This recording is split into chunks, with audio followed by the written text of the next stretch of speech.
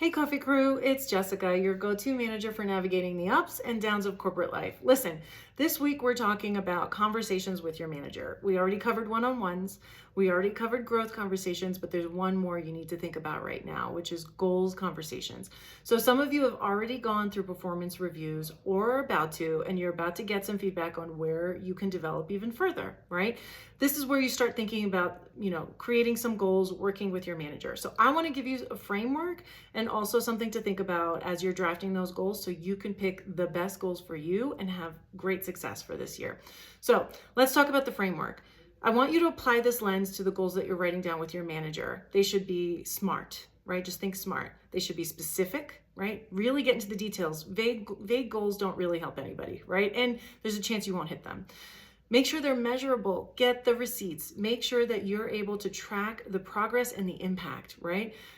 Make sure they're achievable. You want to make sure you do them. So really be honest with yourself about what you can do and what you can't do. Next, you want to make sure these goals are relevant. Make sure that they help you with your growth. They help the company. They help the team. It is something applicable to your job.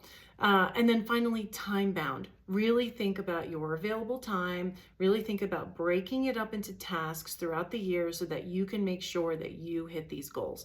Now, another thing that I want to talk about is sort of another lens that you can apply to these goals. So as you're thinking about like, what kind of goals should I pick? Okay, so here's a little chart I did for you.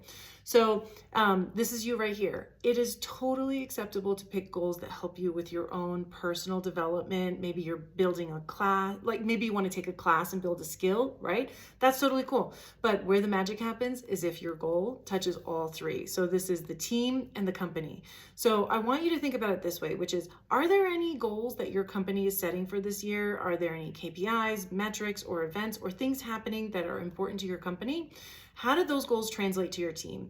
Is there something that your team is now going to be doing to impact these goals? If you don't know, ask somebody. Literally ask your manager, ask leadership. Make sure you understand how the company priorities are translating to the team that you're on. Finally, you're going to think about, okay, what are the skills that I'm trying to build or to develop, and see if there's a way that you can tie all three together. How are you serving the team and therefore helping the company?